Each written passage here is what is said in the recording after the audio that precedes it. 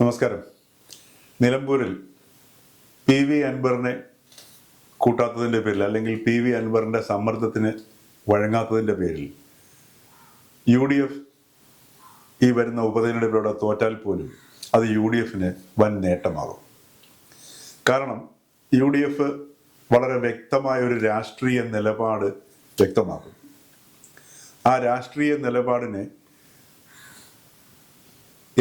അല്പമെങ്കിലും അവശേഷിക്കുന്ന മൂല്യങ്ങളിലെങ്കിലും വിശ്വാസമുള്ള അതല്ലെങ്കിൽ അതിനെങ്കിലും വില കൽപ്പിക്കുന്ന ഒരു സമൂഹം കേരളത്തിലുണ്ട് എങ്കിൽ അത് ആ സമൂഹത്തിൻ്റെ ഒരു പിന്തുണയായിരിക്കും. വിശേഷിച്ചും നിഷ്പക്ഷമതികളായിട്ടുള്ള അല്ലെങ്കിൽ ചിന്തിക്കാൻ ശേഷിയുള്ള മലയാളികളുടെ പിന്തുണയായിരിക്കും UDFന് വരുന്ന നിയമസഭാ തെരഞ്ഞെടുപ്പിൽ കിട്ടാൻ പോവുക. കാരണം ഇവിടെ എല്ലാവർക്കും അറിയാവുന്നതാണ്, PV അൻവർ വളരെ കടുത്ത സമ്മർദ്ദം, ഒരു തരത്തിൽ ഒരു ബ്ലാക്ക് മെയിലിംഗ് പൊളിറ്റിക്സ് ആണ് UDFൻ്റെ മേൽ പ്രയോഗിച്ചുകൊണ്ടിരുന്നത്. അതിന് UDF വഴങ്ങുന്നില്ല എന്ന് വ്യക്തമായിട്ടുള്ള ഒരു സൂചന, അത് വിശേഷിച്ചും UDFൻ്റെ നേതാവ് കൂടിയായ പ്രതിപക്ഷ നേതാവ് VD സതീശൻ അർത്ഥശങ്കയ്ക്കിടയില്ലാത്ത രീതിയിലാണ് അത് വ്യക്തമാക്കിയത്. തൻ്റെ ആധിപത്യം അല്ലെങ്കിൽ തൻ്റെ വഴിക്ക് UDFനെ കൊണ്ടുവരുത്തുക എന്നതായിരുന്നു അൻവറിൻ്റെ ലക്ഷ്യം. എന്നാൽ UDF മുന്നണിയിൽ അല്ല ഐക്യജനാധിപത്യ മുന്നണിയിൽ ഒരു അസോസിയേറ്റ് അനുബന്ധ അംഗത്വം വേണമെങ്കിലും UDFൻ്റെ വഴിയിലേക്ക് വരണം എന്ന ഒരു നിലപാട് UDF എടുക്കുകയുണ്ടായി. മാത്രവുമല്ല, UDF അൻവറിനെ അധികം വലിയൊരു രാഷ്ട്രീയ പ്രാധാന്യം കൽപ്പിച്ചില്ല എന്നുള്ളതാണ് ഏറ്റവും ശ്രദ്ധേയമായ ഒരു രാഷ്ട്രീയ ഘടകം എന്ന് പറയുന്നത്. കാരണം PV അൻവറിനെ കേരള രാഷ്ട്രീയം പരിചയപ്പെടുന്നത് LDFൻ്റെ സ്ഥാനാർത്ഥിത്വത്തിലൂടെയും അതോടൊപ്പം തന്നെ LDF മുഖത്തിലൂടെയുമാണ്. അതിൻ്റെ കാരണം വളരെ ലളിതമായിട്ട് നോക്കിക്കഴിഞ്ഞാൽ PV അൻവറിൻ്റെ സാമ്പത്തിക ശേഷിയാണ്. ആ സാമ്പത്തിക ശേഷിയാണ് PV അൻവറിൻ്റെ LDF സ്ഥാനാർത്ഥിത്വത്തിലേക്ക് നയിച്ച മുഖ്യ ഘടകം എന്ന് പറയുന്നത്.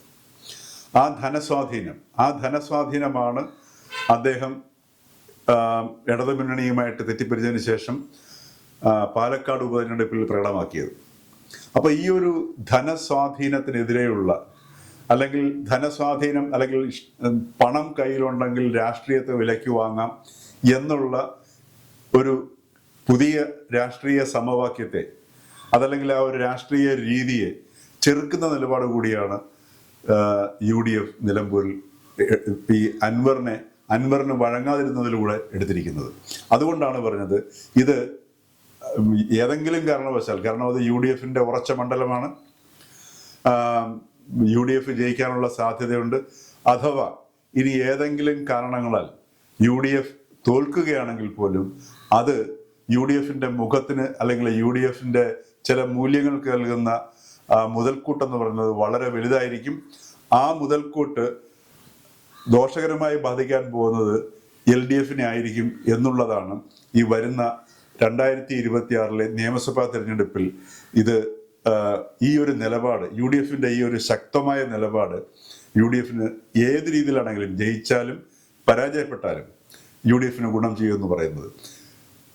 UDF ജയിച്ചു കഴിഞ്ഞാൽ യഥാർത്ഥത്തിൽ വളരെ ഒരിക്കലും അനുകരണീയമല്ലാത്ത അതല്ലെങ്കിൽ അനുവദനീയമല്ലാത്ത ജനാധിപത്യ സംവിധാനത്തിൽ ഉൾക്കൊള്ളിക്കാൻ പറ്റാത്ത അല്ലെങ്കിൽ അതിനോട് ചേർന്ന് നിൽക്കാത്ത രീതിയിലുള്ള ഒരു രാഷ്ട്രീയ മൂല്യത്തെ അല്ലെങ്കിൽ ഒരു രാഷ്ട്രീയ ഘടകത്തെ കേരള രാഷ്ട്രീയത്തിൽ നിന്ന് തൽക്കാലത്തേക്കെങ്കിലും ഒഴിവാക്കി എന്നുള്ള ഒരു നേട്ടവും കൂടി UDFന് കൈവരിക്കാൻ അല്ലെങ്കിൽ UDFന് അവകാശപ്പെടാൻ കഴിയുമെന്നുള്ളതാണ്